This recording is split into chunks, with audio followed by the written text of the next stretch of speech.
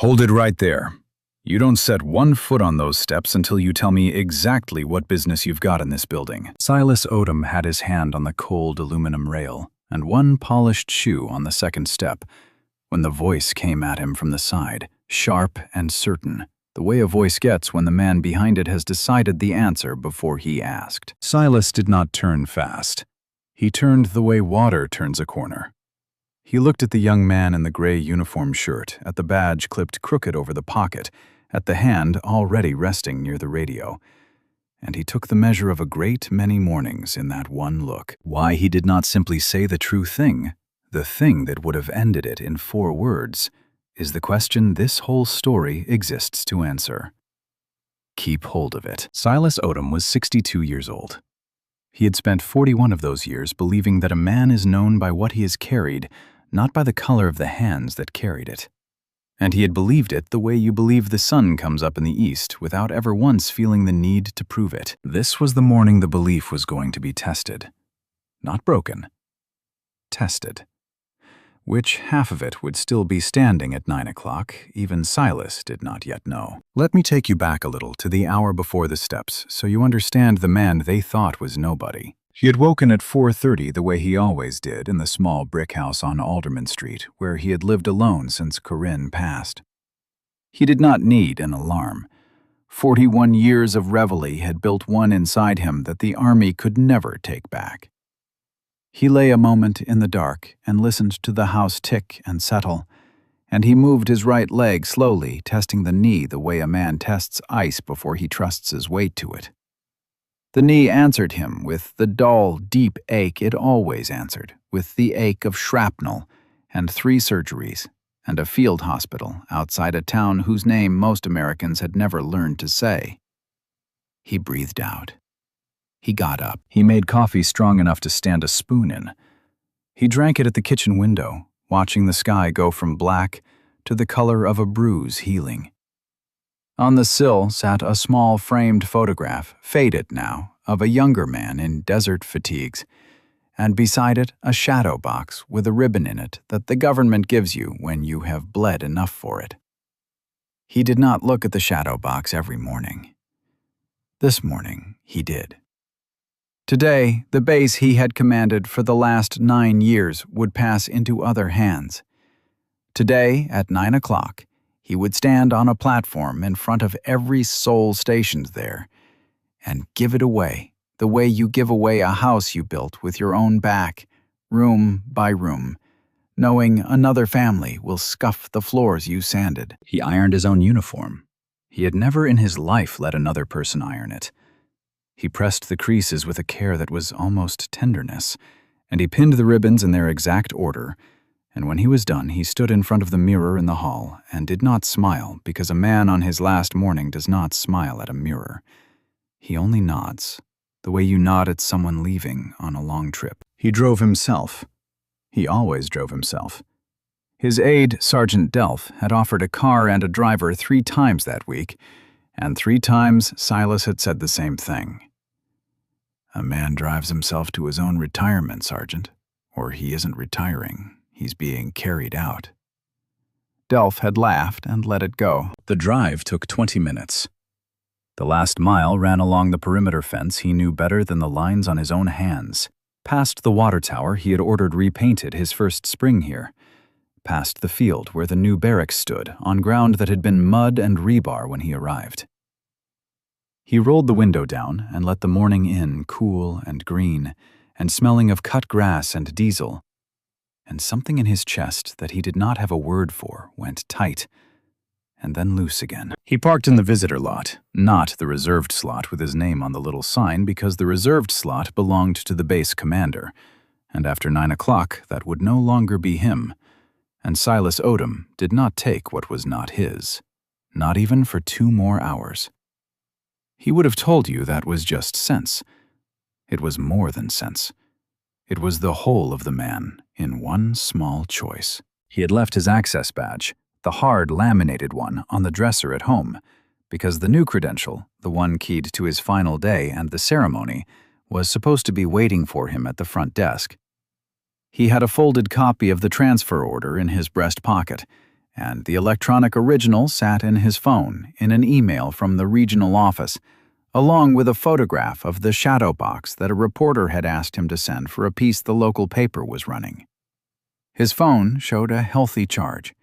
He slid it into his pocket and did not think about it again, which is how phones always betray us in the moment we stop thinking about them. He walked across the lot toward the command building, a low, broad structure of pale stone with a flag out front and 8 wide steps up to the glass doors.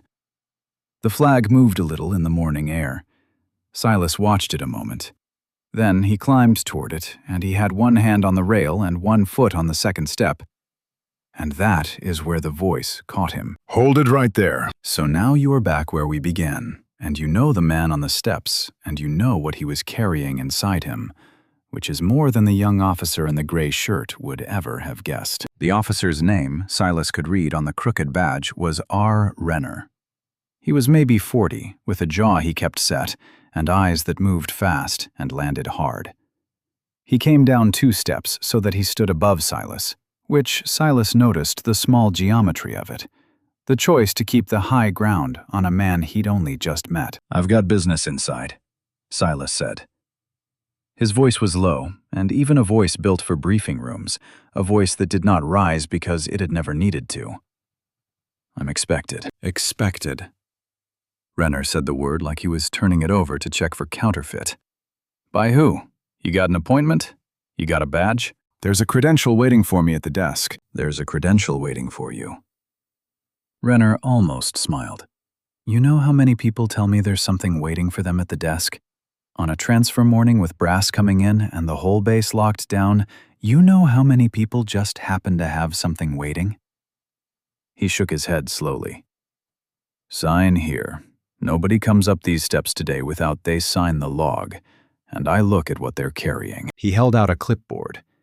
On it was a lined sheet of visitor log, half filled with signatures, and clipped behind it, Silas saw just the top edge of it, another sheet, a printed list 30 or 40 lines long with a heading he could not read from where he stood. Silas Odom looked at the clipboard, and he looked at the young man holding it, and here's the moment the whole story hangs on, so I want to slow it down. He could have said it. 4 words. "I command this base." He could have reached into his breast pocket and unfolded the transfer order with his own name at the top and his own signature at the bottom. He could have ended it right there on the steps, and Renner would have gone pale, and it would have been over, and none of what followed would have followed. He did not. And it was not pride, and it was not a trap, not yet. It was something older and quieter than either. It was that Silas Odom had spent 41 years being asked to prove he belonged in rooms he had bled to enter, and every single time he had proven it. And every single time the proving had cost him something he never got back.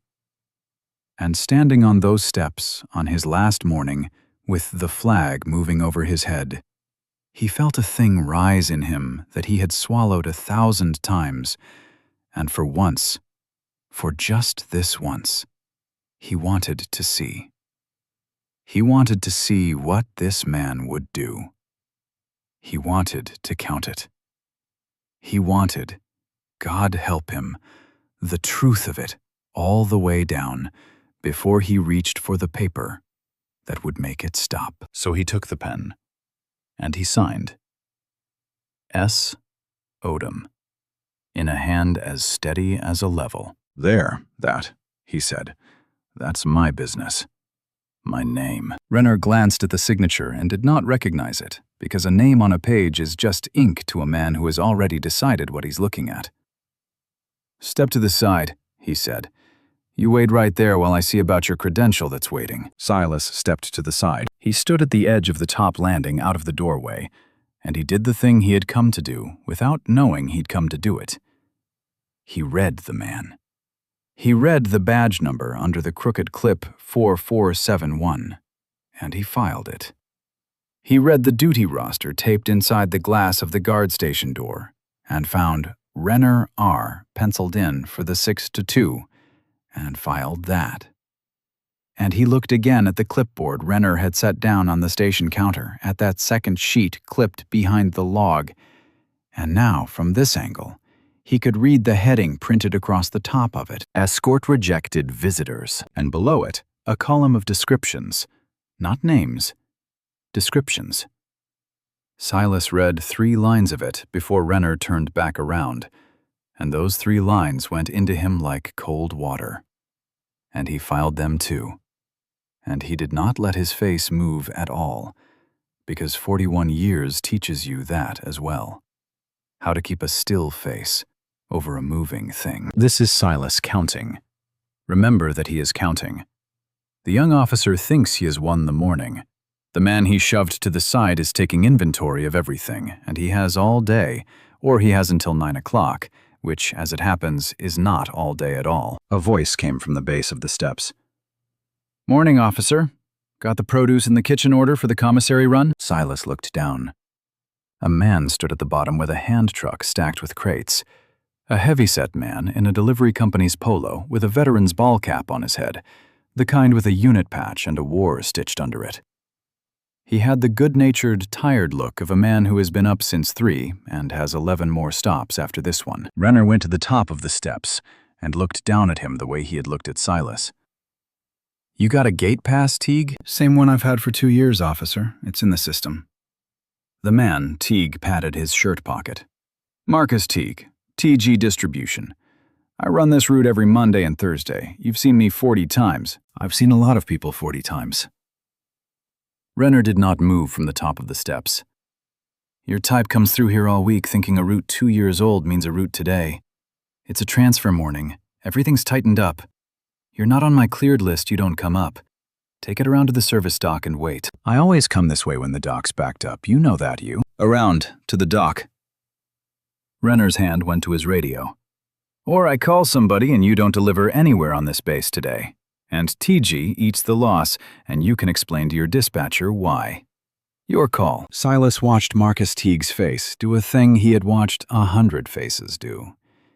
He watched the man weigh the truth of what was happening against the cost of naming it, and he watched him swallow the naming, because the man had a route and a dispatcher and 11 stops, and he turned the hand truck and wheeled it back down toward the drive, and the crates rattled, and his shoulders were the shoulders of a man carrying more than produce. "Teague," Silas said quietly to himself, filing it.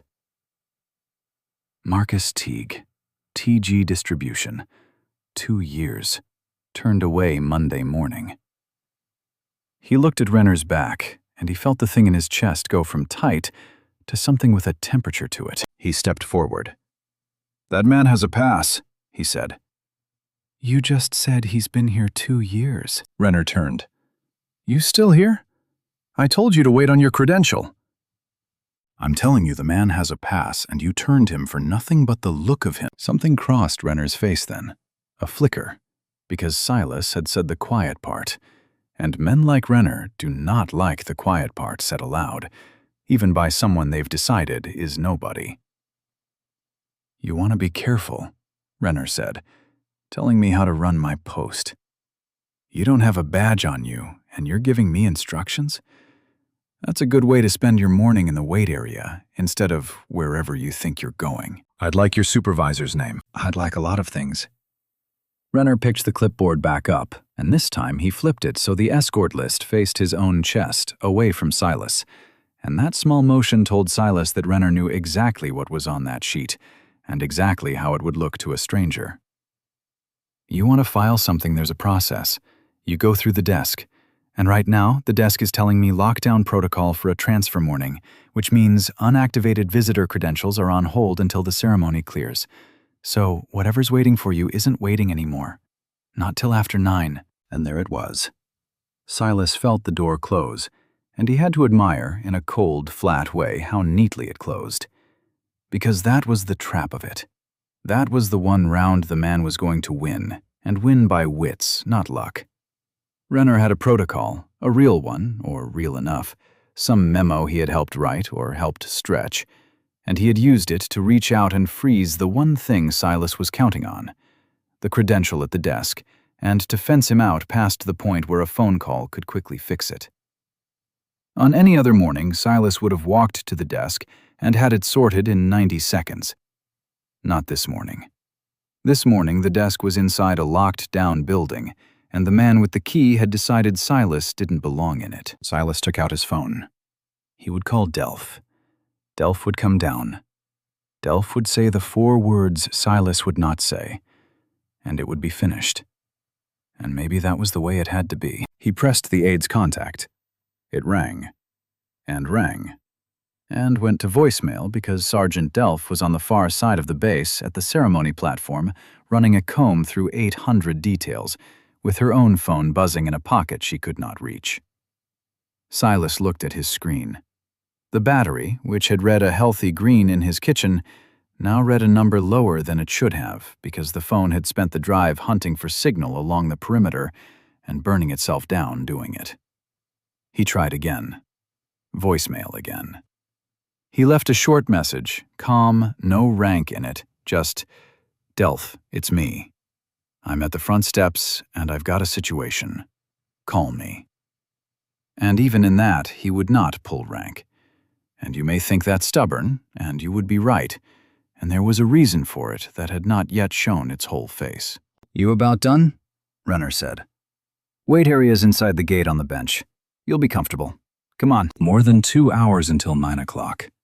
That is the clock, and I want you to hold it because it is going to move faster than Silas does. The wait area was a bench in a fenced vestibule between the outer gate and the inner doors, a kind of holding pen with a roof where visitors sat when their business was slow to clear. Renner walked Silas to it with a hand hovering near his elbow, not touching, just hovering, the way you herd a thing you have decided is livestock. Silas sat. He was 62, and his knee was singing its low song, and he sat on the bench with his back straight and his hands on his thighs, and he waited, and he watched, and he counted. He watched Renner turn away 2 more people at the steps in the next half hour. A young woman in scrubs, badgeless, who said she was starting a contract job in the base clinic today and had been told to report to the front. Renner sent her to circle the entire perimeter to a side entrance a half-mile off, on foot, in the wrong shoes. An older man with a toolbox and a work order, who Renner made stand in the sun for 10 minutes while he made a show of studying the paper before waving him through with a grunt. Silas counted them. He filed the scrubs and the toolbox next to Teague and next to himself. 4 now. 4 this morning, and the morning was young. And every one of them had one thing in common, and it was not a missing badge, because the toolbox man had no badge either, and got through, and Silas had been at this long enough to know what the common thing was. And so I think do you. 90 minutes until 9. Silas rose from the bench. His knee took a second to agree to it. He walked to the inner gate where Renner stood, and he kept his voice level. "There's a change of command ceremony at 900, he said. "I am expected on the platform. I have told you I'm expected. I'm telling you again plainly so that later there's no confusion about what you were told and when. I need to reach the desk or reach Sergeant Delph before that ceremony. Every minute you keep me here is a minute you will have to account for." He watched to see what the words "account for" would do. They did something.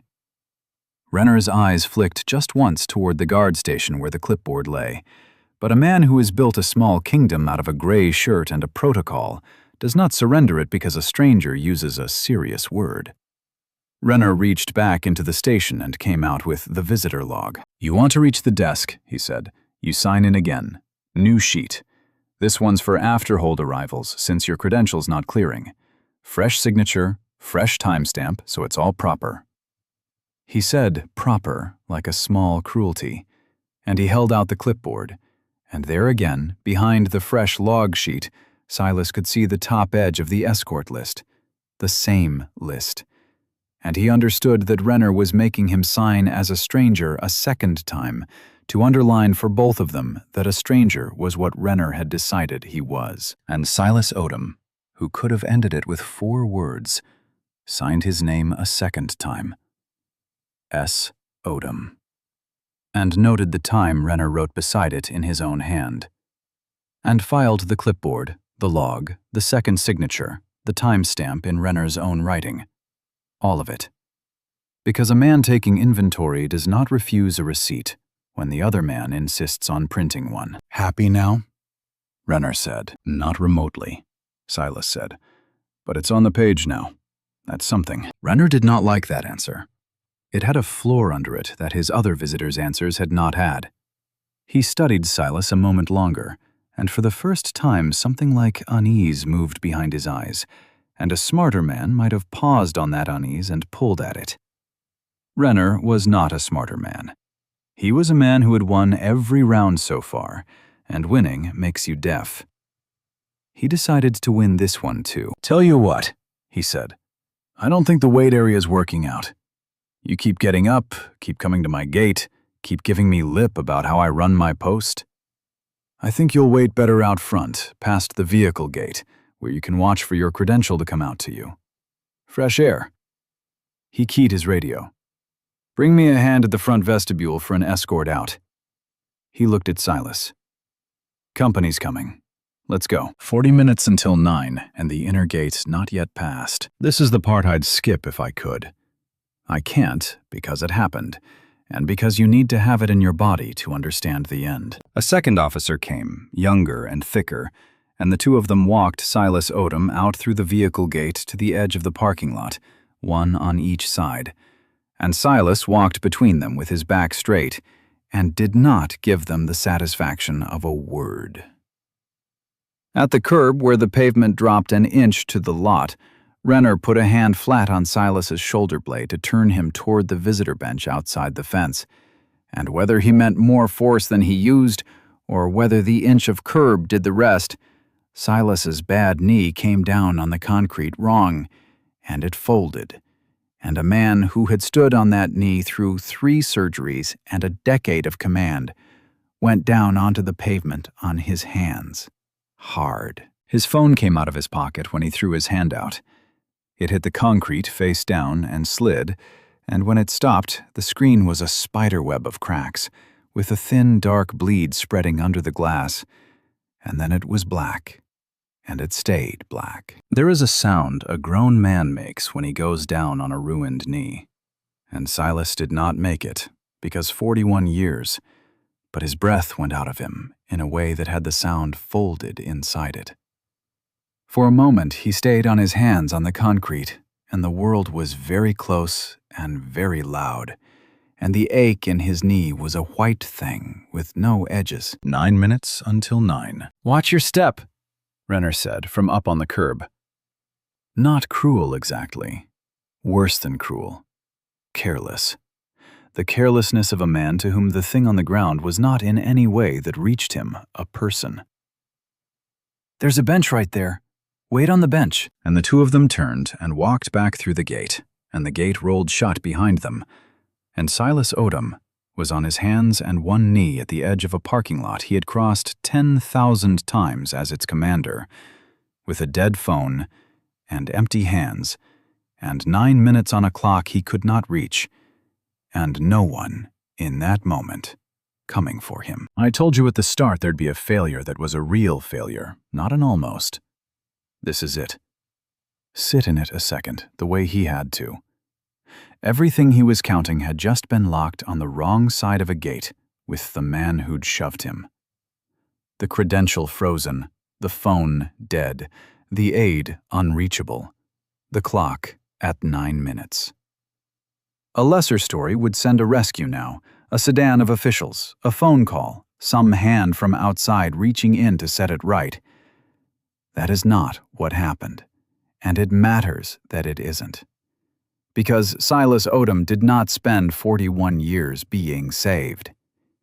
He spent them standing up. So he stood up. He got his good leg under him first, the way you learn to when a knee has betrayed you before, and he put a hand on the fender of a parked truck, and he pushed, and the bad knee screamed and held, barely, and he was up. He stood there breathing, 62 years old dust on the knees of his pressed uniform, blood beating at one heel of his hand. And he looked at the building he had run for 9 years, and something in him that had been counting all morning finished counting and moved to a colder, clearer place. He did not have his phone, but he did not need his phone. He had spent the whole morning being handed the evidence, made to sign for it, in fact, and evidence does not live in a phone. It lives in a guard log with his name on it, twice, in Renner's own timestamps. It lives on a duty roster taped to a glass door. It lives on a clipboard behind a fresh sign-in sheet, a list of descriptions with no names.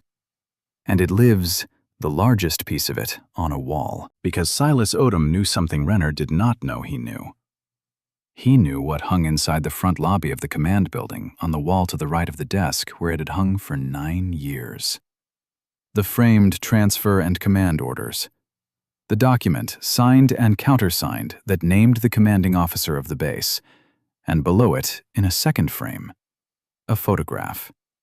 And the signature at the bottom of that order was his own. A door opened, not the big gate, a small door in the side of the building, a service door, and through it came a young sergeant in duty uniform moving fast on some errand, and she pulled up short when she saw the old man standing by the parked truck with dust on his knees.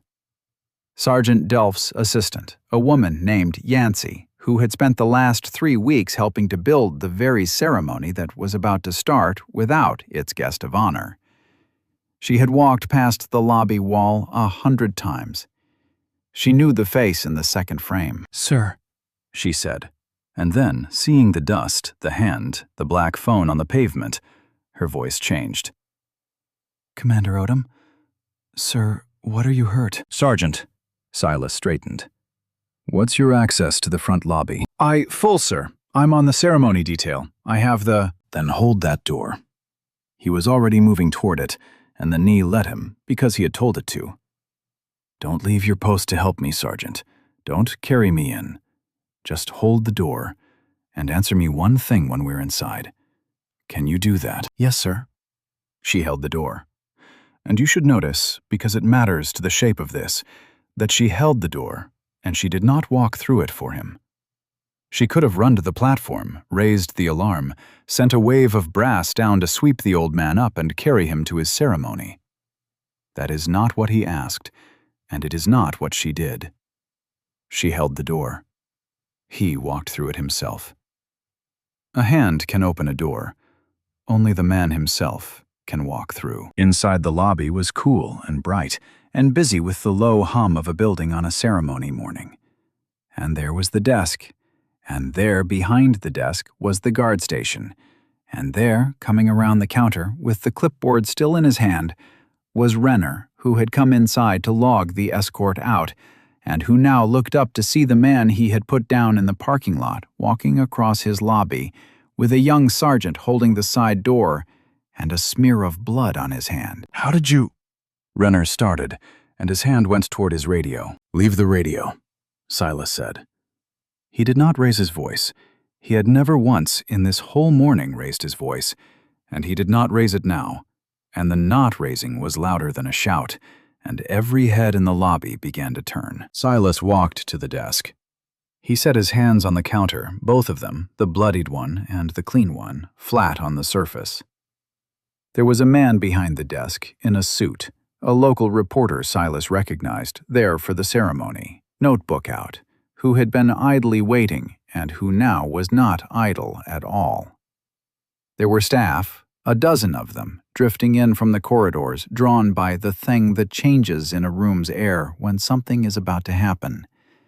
And there, near the door, having slipped in behind Silas from the parking lot, was the delivery man, Marcus Teague, who had circled to the dock and been turned away there too, and had come around front to argue his case one more time, and who now stood very still, watching. "Sergeant Yancey," Silas said without turning.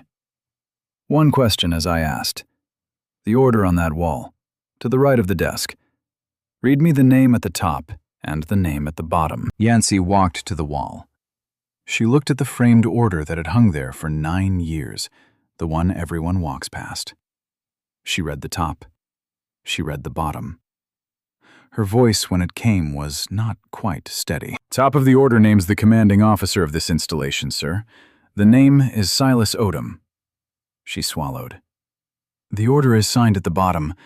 The signature is Silas Odom. The lobby went still, in the true way, the way that has nothing to do with silence you can hear, and everything to do with a dozen people all understanding the same thing in the same second. Silas reached into his breast pocket. He was not hurried.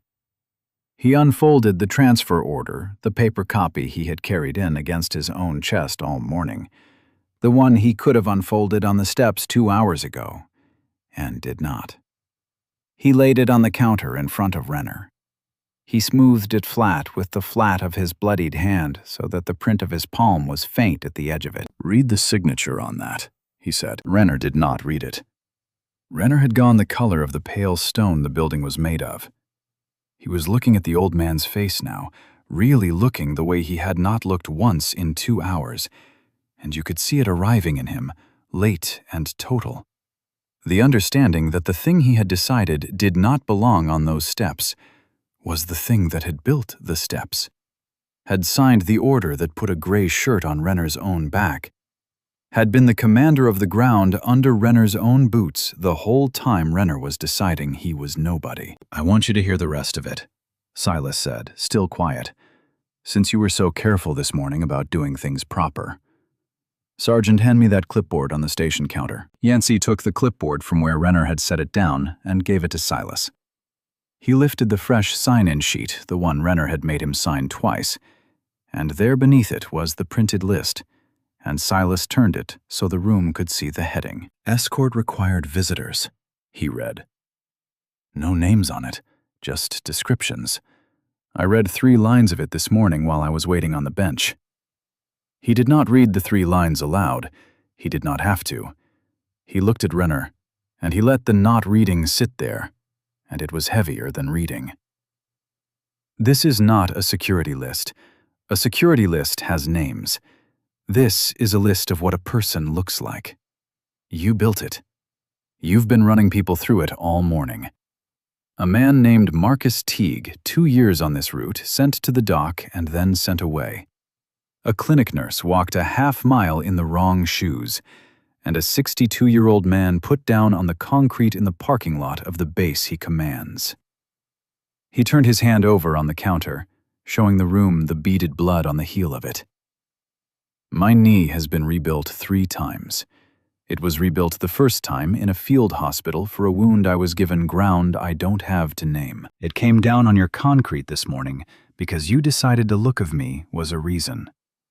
Now everyone in this room has watched me walk in, and everyone in this room is going to watch what happens next. He looked past Renner to the desk staff. "Get me the officer of the day and the provost's office in person on the double. And get the base surgeon down here to document a fall." He looked at the reporter who was writing without looking at his notebook. "You'll want to stay." There was a pause, then 1 beat, and in it, Renner did a thing that told you the whole of him. He looked down at the transfer order on the counter, at the signature, and then he looked at the door, measuring it the way a man measures a thing he is thinking of running toward. And Silas saw him measure it. "Don't," Silas said. "You spent all morning telling other people they couldn't leave. Stand in it." Renner stood in it. The officer of the day came at a near run, a captain named Harlow, and behind her the provost sergeant, and the lobby that had watched a veteran shoved to a bench, now filled with the machinery of a base, remembering who it belonged to. Captain Harlow took 1 look at the framed order, 1 look at the paper on the counter, 1 look at Silas Odom's face, and came to attention so hard her heels cracked on the tile. "Sir," she said, "I'm sorry, sir, we didn't—" "You couldn't have known, Captain, because a man on this desk made sure you wouldn't." Silas's voice stayed level, but there was a floor under it now, and everyone could feel the floor. Officer Renner is relieved of his post as of this moment. He will surrender his radio and his badge to you, here in this lobby, in front of these people, because these are the people who watched what he did, and the accounting belongs where the harm happened. He is not to leave the building until the provost has his statement. That escort list is evidence. Bag it. Every sign-in sheet from this morning is evidence. Bag those too. And Captain. He paused. Note the time on my sign-in. Both times. He time-stamped them himself. Captain Harlow turned to Renner and held out her hand. There was a silence, and then Renner unclipped the crooked badge from over his pocket and took the radio from his belt and set them both in the captain's open palm. And his hand, when he did it, was not steady, and everyone saw that it was not steady. And Silas Odom watched the man he had counted all morning finish paying the first small installment of what he owed in front of the eyes that had watched him earn it. Then Silas turned from him entirely, and that turning was its own sentence, and he looked at the delivery man by the door. Mr. Teague. Marcus Teague straightened.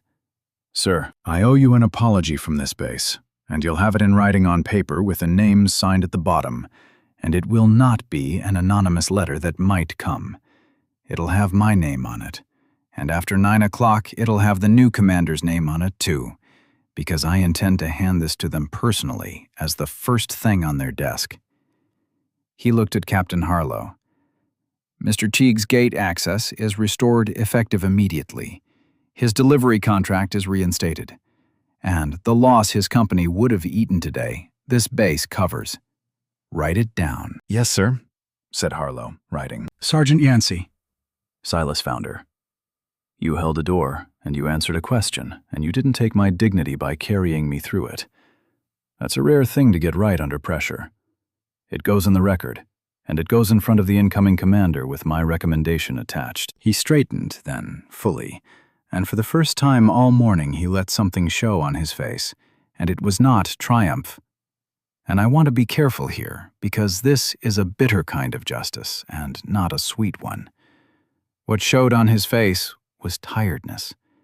The deep tiredness of a man who has just won a thing he should never have had to fight for, on the last morning he would ever have the standing to fight it. And who knows exactly what the winning cost because it is throbbing in his knee. Let me take you forward now, so you can see how it all landed. The change of command ceremony started 19 minutes late.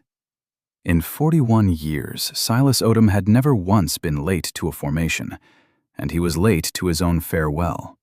And he walked to the platform with a bandage wrapped under his uniform trouser leg, where the base surgeon had cleaned and documented the knee, and a butterfly closure on the heel of his hand. And he climbed the 4 steps to the platform, slowly, one at a time, his good leg first, the way you climb when a knee has betrayed you. 800 people watched him climb. Not one of them knew yet what had happened in the lobby, but they would by lunch, because a base is a small town, and a reporter's notebook was already full. He gave the base away. He said the words a commander says, and he shook the hand of the officer taking his place, a colonel named Bishop, who had heard in the last 19 minutes exactly why the ceremony ran late, and who gripped Silas's hand a beat longer than protocol and said low, "It'll be the first thing on my desk, sir. The apology and the list. You have my word." And Silas believed him, and that belief was one of the few clean things in a bitter morning. Here is what happened to the rest of them, because you deserve the whole chain, and I will not defer it to a paragraph after the story ends. The provost's investigation ran 14 weeks. It found the escort list was not a one-morning invention. Renner had been running it in one form or another for the better part of a year. A quiet, homemade protocol for sorting people at the gate by the look of them, dressed up in the language of security, and folded into a real lockdown memo so that it wore the costume of procedure. 31 entries. 31 mornings of small cruelties, most of which had never been reported because the people they happened to had routes and dispatchers and 11 more stops, and had learned the way Teague had learned the way, Silas himself had learned across 41 years, what it costs to name the thing out loud. Renner was terminated. The finding went into a permanent record that would follow him to the door of every security desk in the state, and no security desk in the state opened for him. Because a base is a small town, but a story like this is a large one, and it traveled. He was not charged with a crime because a shove at a curb is a hard thing to build a courtroom on, and Silas asked whether he wanted to press it, said no. And I want to tell you why he said no, because it is the measure of the man, and it is also the reason this justice stays bitter and does not turn sweet. He said no because the punishment that fit the offense was not a cell. It was this that Renner would have to live the rest of his life in the city that had heard every morning in every room he walked into, where someone knew his name with the knowledge of what he had done and to whom, and with a folded uniform and a dead badge he had surrendered from his own hand in front of a lobby full of people. He kept that. He kept the morning. He kept the memory of the old man's blood on the counter and the color leaving his own face. That was what he was allowed to keep, and it was heavier than a sentence, and Silas knew it and left it on him on purpose. Renner's wife and the life they had built moved away within the year. One sentence of a ripple, a family relocating quietly to a town where the story had not yet traveled, which is its own kind of exile. Marcus Teague got his letter. It came on base letterhead with 2 signatures at the bottom, Silas Odom's and Colonel Bishop's, and it named what had been done and called it by its right name and apologized without hedging. Teague framed it. He hung it in the front room of his house where his children would grow up seeing it. Not the shove, not the list, but the paper that came after. The proof that a wrong had been said out loud and set right.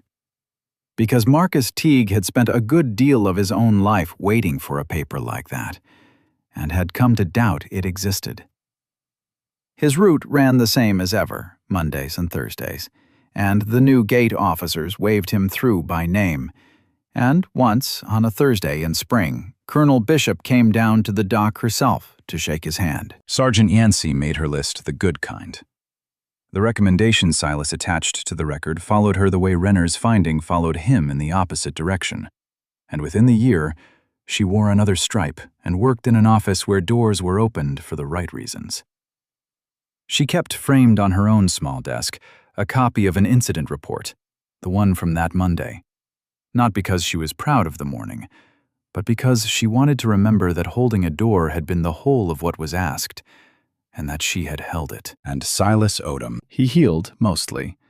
The knee took a 4th surgery that fall, the wound of that Monday reopening the older wounds under it, and he came out of it with a cane he was too stubborn to use in public, and used at home when no one was looking. He did not fade the way retired commanders are supposed to fade. He took up, of all things, the veterans' outreach at the county office, sitting across a plain table from men and women who had carried things and come home to a country that saw their skin before it saw what they'd carried. And he helped them file the papers and fight the denials and say the quiet thing out loud. And he was, everyone agreed, very good at it. Better than a younger man would have been, because he knew exactly what it cost to prove you belonged in a room, and exactly what it was worth to have someone in the room already believe you did. There is a thing I have to tell you about the belief he carried in with him that morning, the one he'd held 41 years like a law of the sun, that a man is known by what he has carried, and not by the color of the hands that carried it. I told you it would be tested, and that one half of it would still be standing at 9 o'clock. Here is which half. The half that broke was the easy half, the comfortable half. The belief that the world would see it too, that if you only carried enough, long enough, well enough, the seeing would come free with the carrying. That half went down on the concrete with his knee.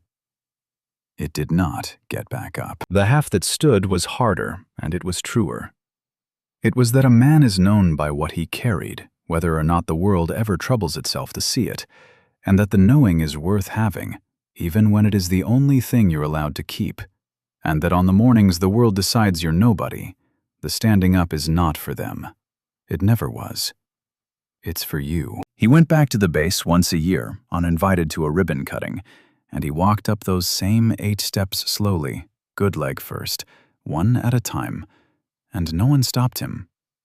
And a young officer at the top held the door and said, "Morning, sir," and meant it. And Silas Odom nodded the way you nod at someone, and went in. The knee still aches every morning when he wakes. He gets up anyway. If you've ever had to prove you belonged in a room you'd already earned, you know something about Silas Odom's morning. So let me ask you this. What did it cost you the last time you swallowed the quiet thing instead of saying it out loud? And would you swallow it again? And the harder question, the one underneath it, how many people walk past a wall with your name on it every day and never once read it? Tell me in the comments about a time you were made to feel like nobody in a place you belonged and what you did. If this story reached something in you, subscribe, give it a like, and share it with someone who's still standing up every morning on a knee. The world doesn't know it broke.